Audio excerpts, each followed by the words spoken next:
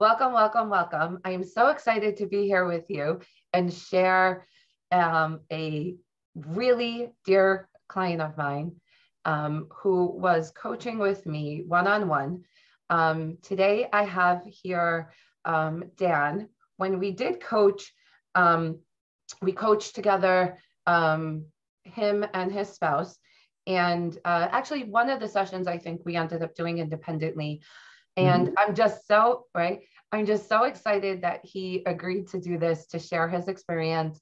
I'm just so proud of this couple because, the way they stepped in to see, what was going on in their world and things that were changing, and they didn't want it to really like happen to them. They wanted life to happen for them.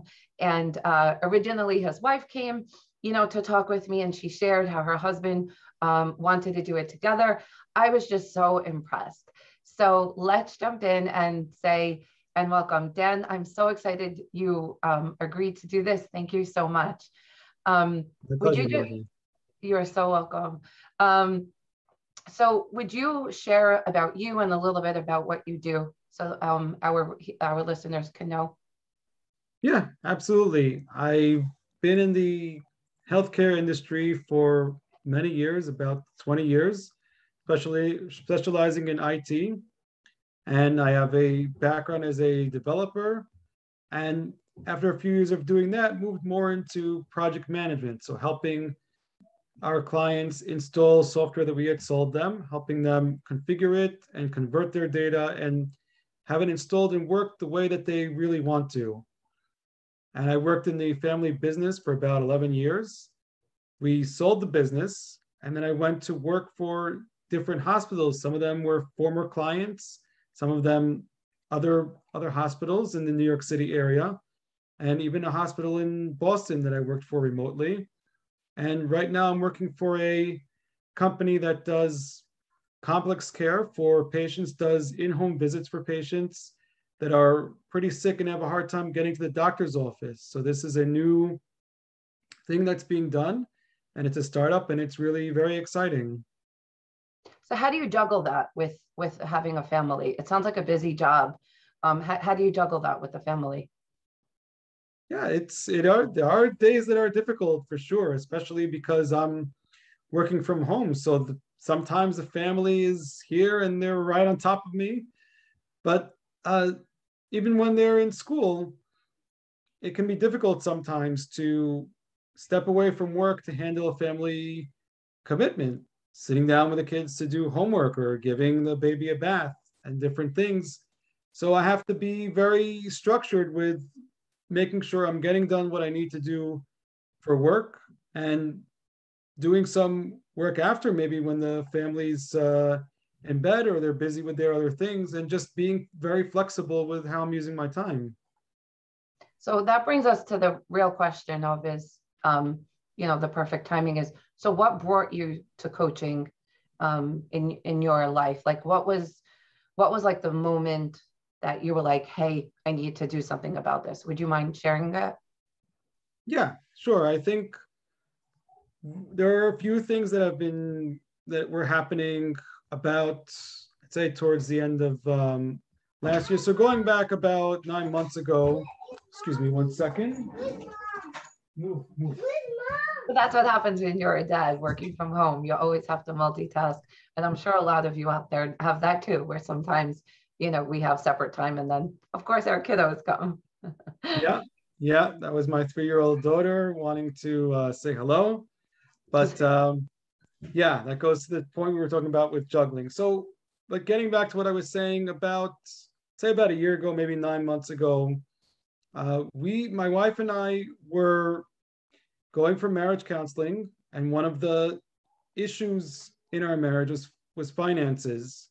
I'm the primary breadwinner, and my wife is a stay-at-home mother, and she had issues with how we were making decisions on what we would spend on and what we wouldn't. And my issues were, well, we've got to stay within a budget. We can only spend what I could bring home and hopefully save a little bit too. And yet we're spending more than we can afford, which was big worry for both of us and put a strain on the marriage. And so while we were in our counseling and we were going back and forth on different suggestions, my wife suggested, why don't we work with someone who is a coach who can help us with setting up a budget and making sure everyone's concerns are being addressed. And we've tried to do this before without someone helping us, and we could really use the help. And that, combined with the fact that my wife was going to start working and she had concerns about what her money would be used for, and she wanted to make sure that she would be able to enjoy the money that she's earning. So those were the two factors that made us want to come for coaching. And what made you reach out to myself, to me? Well, my wife had a connection with you. I don't know exactly how she met you or how she got you as a reference, but she reached out to you and then she brought me into the discussions. And what was your response about stepping in? Well, I felt that it was definitely worth a try, that this is a sticky topic, a difficult issue where we could really use the help. So I wanted to see, what would your approach be? What kind of suggestions would you have? And is it something that makes sense, that I feel like I could identify with what you were suggesting that we do? And how did you feel it went now that you're a few months past the process of what we went through? I think the sessions were very helpful. It really helped put things in perspective so that my wife could understand my concerns and why it was important to recognize the overall situation and the importance of staying within what we can do versus what everyone around us maybe is able to do, or the money that other people are bringing in. And I felt that you really were highlighting some of the key things that we needed to keep in mind. But I guess because it was coming from you instead of from me, it was sort of a lot less. Sometimes she would get upset about certain things, but a lot less so than if it was just my opinion about something. It helped to have somebody else who's neutral, who can speak to what's going on and what it is that we need to do. So can you talk more about the part of like everyone else versus us, like you and Pam? Can you speak more about that? Sure. Well, I consider us fairly wealthy, and certainly by national standards, we're in maybe 98th, 99th percentile, but it's all relative. So compared to where we live and the high price of homes and the cost of living, we're maybe average, maybe could even be below average. We don't have our own driveway. Our house is not the largest house in the neighborhood. So there are definitely many people that are, at least to the outside, appear to be doing better financially. They have more means, more money available, and they can afford to spend a lot more money on clothes and on vacations than we can. So I feel it's not helpful for us to compare us to people that have more available or have different life circumstances. We need to make our decisions in light of the money that we can make and what our position is and what we're prioritizing. So I have this saying on what you're talking about: comparison is the thief to all joy. So It's so powerful, right?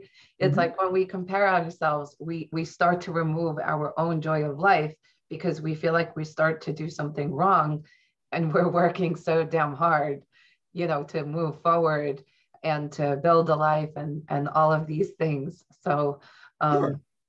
Unless you compare yourself with people that have less, maybe that makes you happy, but that's probably not naturally not what I do. And I don't think it's pretty common for people to walk around saying, wow, I have it so much better than everybody else. We're always looking at who has more. We're always looking at who has more. Excellent point.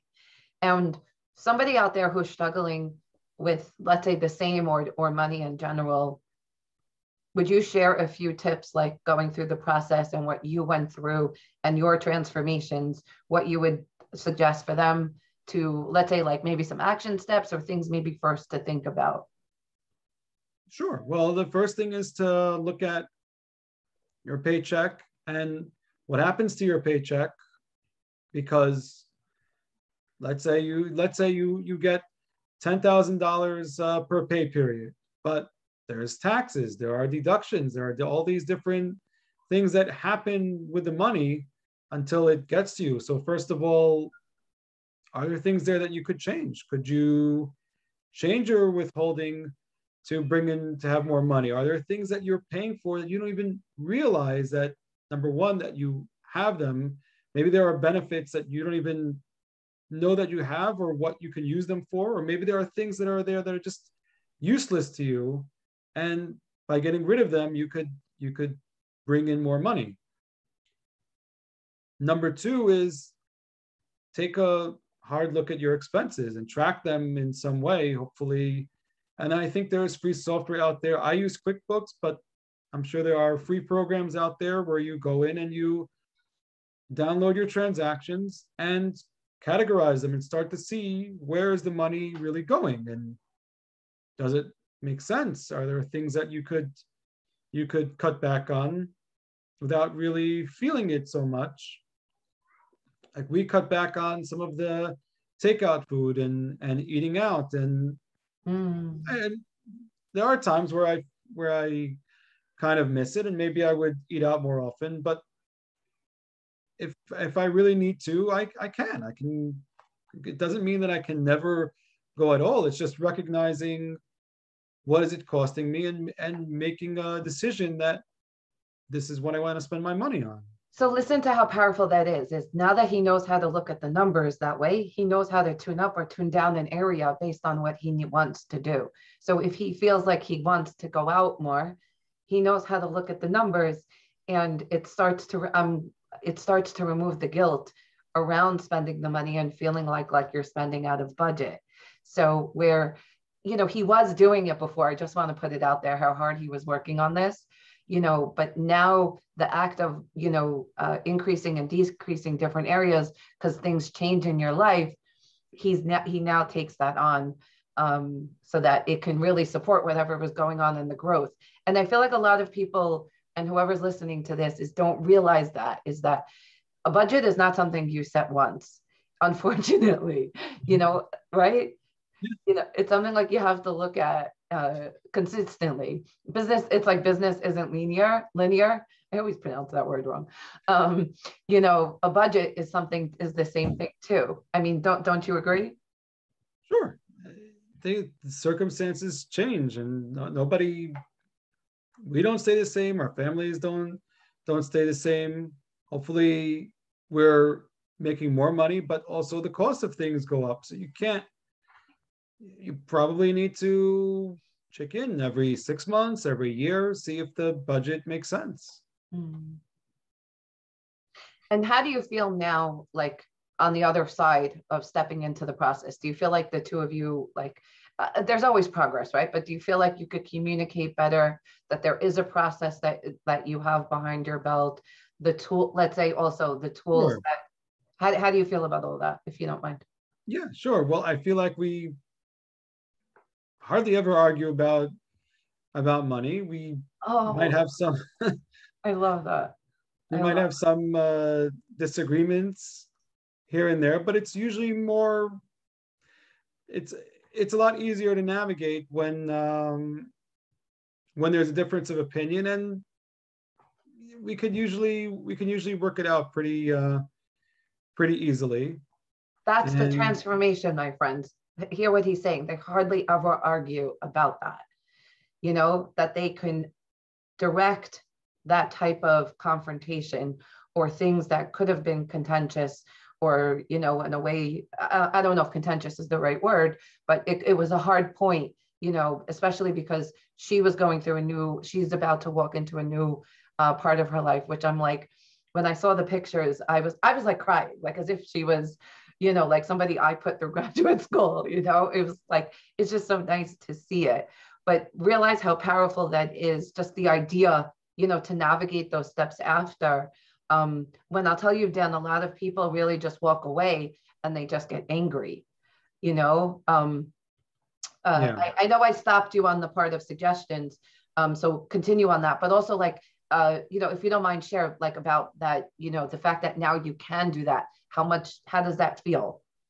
Well, so yeah, so we definitely are much more on the same page about what we should spend on and how much and what we're going to be doing, what we're going to do to keep things in line. So we, for instance, when we did our budget, we said, okay, let's try to keep it to $1,000 a month on groceries. And we talked about where we would shop, what we would shop for, and cutting down on getting all the getting the takeout. That has definitely helped us stay within that. I think we've been able to do it pretty much every month. We've been able to stay within that.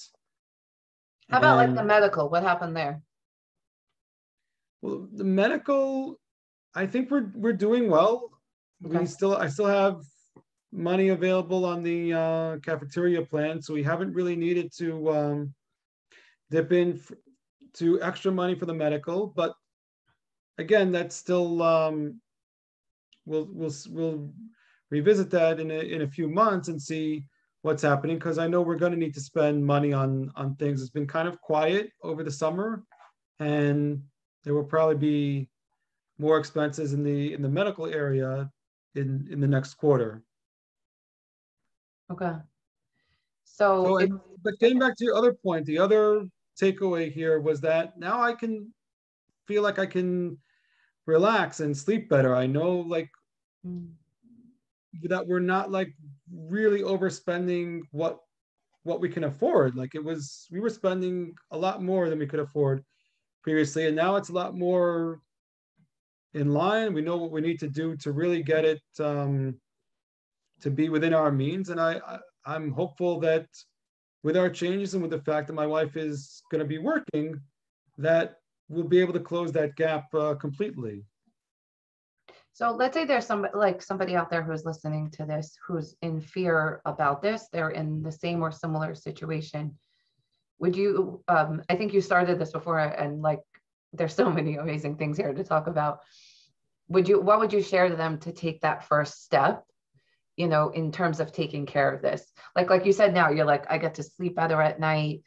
So somebody who's stuck in that fear or that fright, freeze about the situation, what would you say, man, woman, business owner, whatever? Because you were also we were also incrementally looking for the side business that you had as well. Mhm. So if you don't mind to talk about that.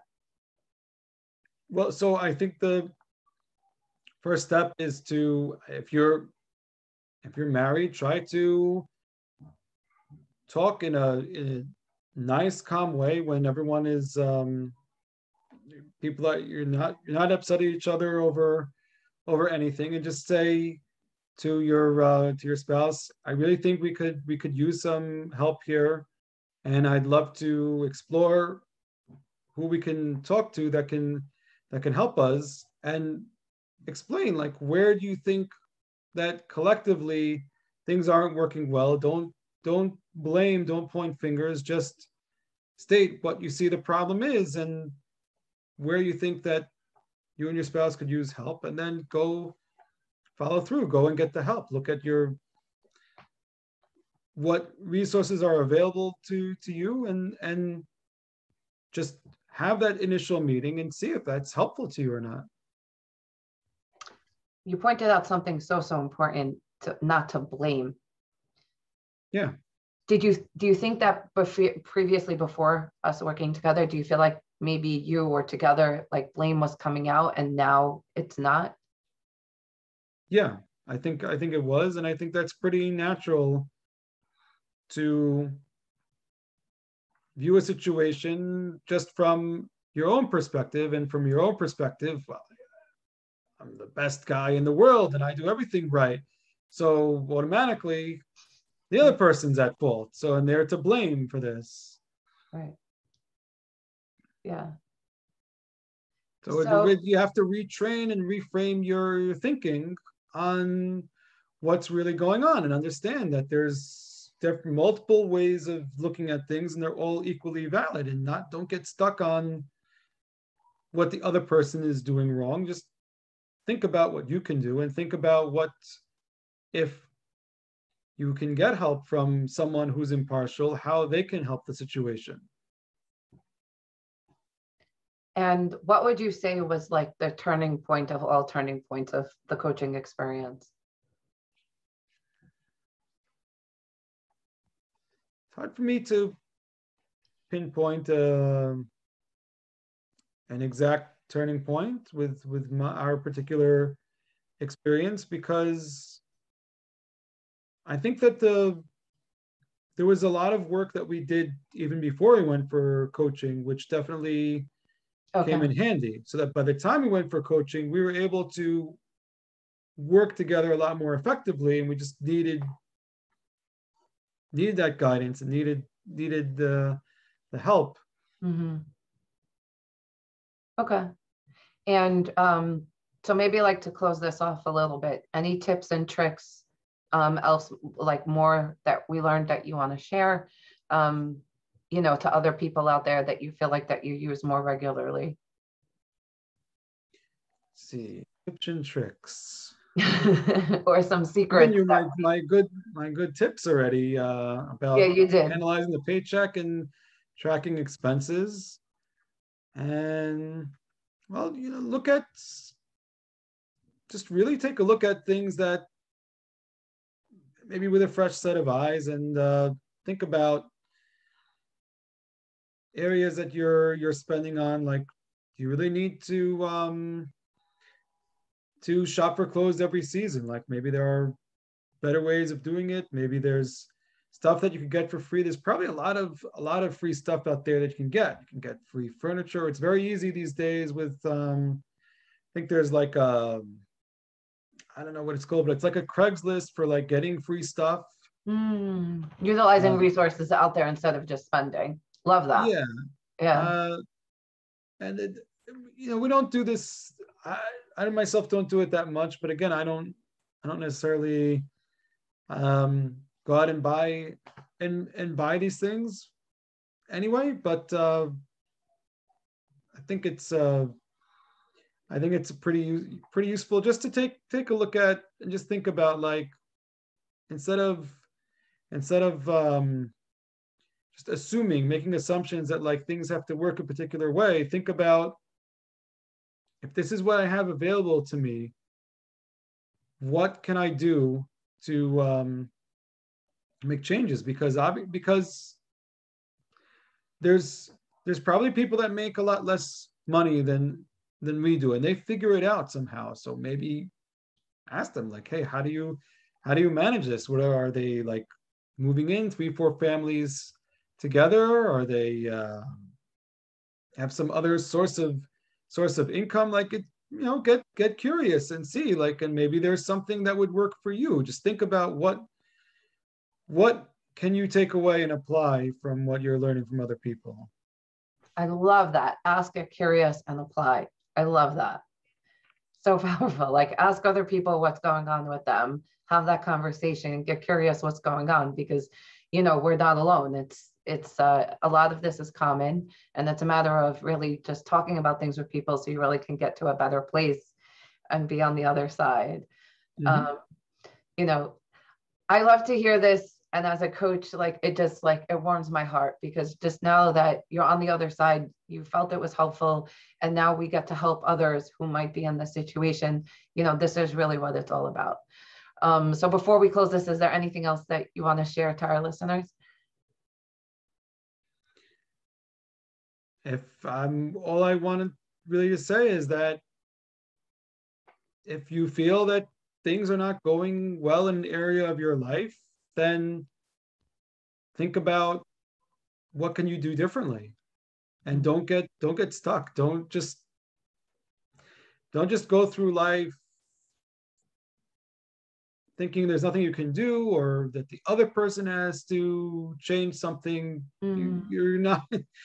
That's a big one, right? Very hard to change yourself, and if you're going to try to change other people, that has even less chance of success. So focus on what you can do differently, and just take steps and try things, and until you find what works. So don't expect that get your problems, difficult problems solved right away. It's going to take time and effort, and it's going to take some trial and error.